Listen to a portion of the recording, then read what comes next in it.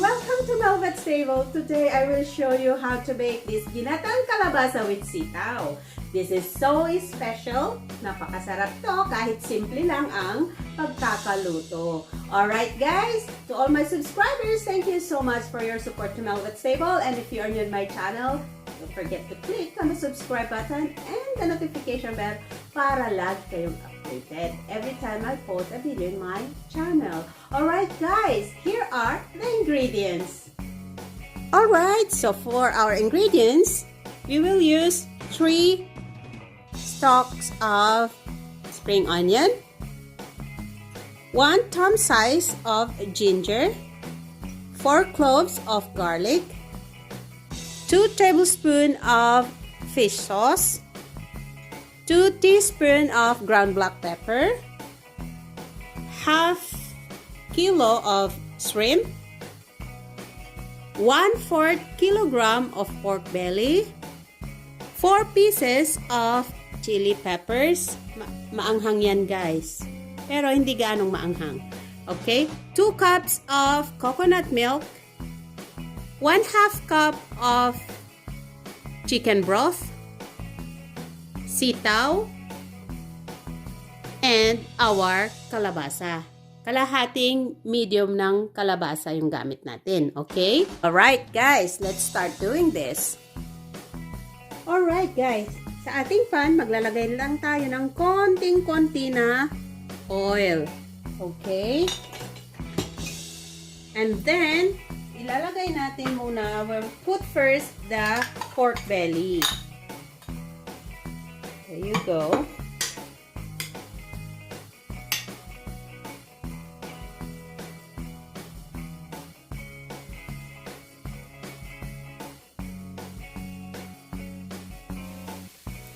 Alright guys, I'll just put a little bit of water, about 1 to 2 tablespoons, and I just close it for a bit para so that our pork ay maluluto siya.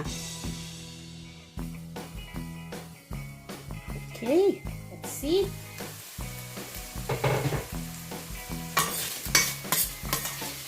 So, magba-brownish na siya guys. Gusto ko kasi yung ating pork ay magiging crunchy. So, I'll just wanna make this a little bit more crunchy para maging crispy siya. Alright guys, ito, nagba-brown na yung ating meat. So, now, we can add our shrimp. Alright. Make sure guys na malinis yung shrimps nyo. You have to cut here. Hawakan ko. Ikakat nyo yan and tatanggalin yung kanyang itim doon sa gitna. You can use the toothpick para matanggal. Okay? So,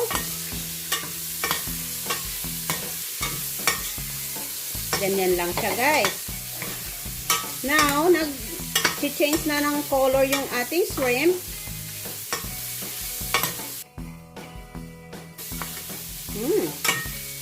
Bango.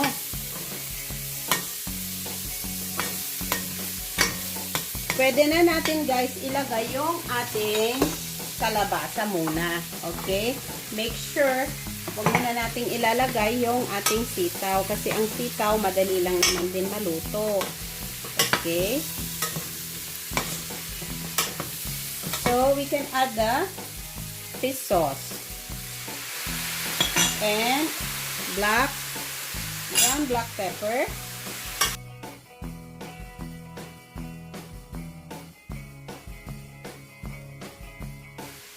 and then guys,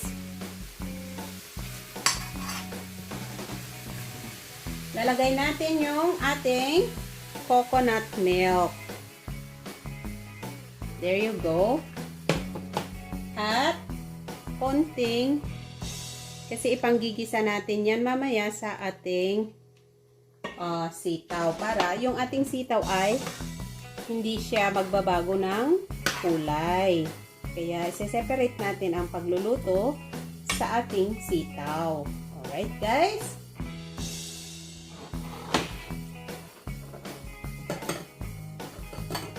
So, tatakpan lang natin siya. Wait natin siya mag-boil. Saka natin babalikan. Alright guys, para sa ating sitaw, for our beans, kasi I just want it to be like green, hindi siya mag-iitim ang kulay. Nagpakulo ako ng konting water, iba-blanch ko lang siya ng saglit. Like this.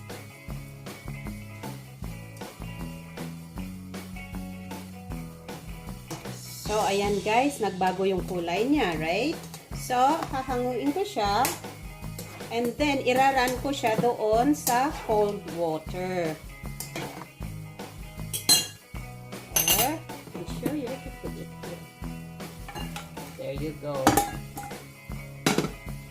Alright guys, ito na yung naran ko sa cold water para matigil yung, ang galing ko to, pagkaluto niya. Anyway, so now, habang hinihintay natin na maluto yung ating kalabasa, maglalagay ako ng konting oil.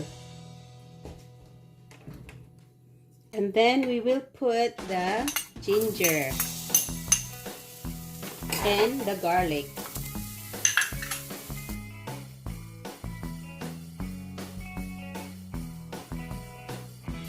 Alright guys, so igigisa natin konti yung ating sitaw.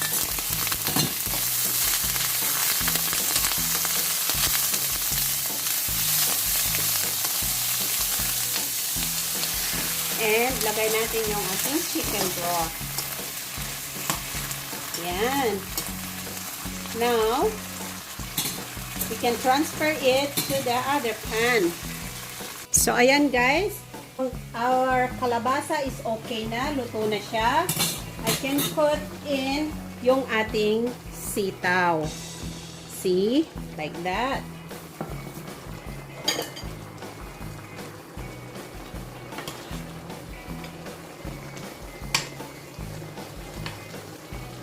Hindi yan mangingitim, guys.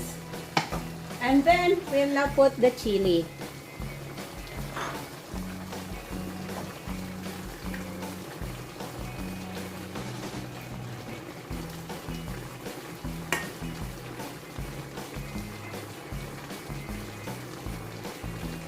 Then, we'll close it.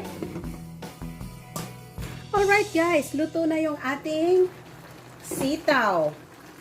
See, look at this. So yummy.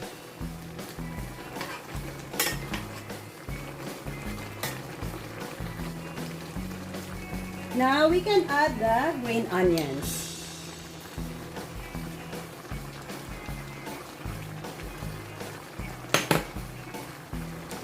Halo-haloin lang natin.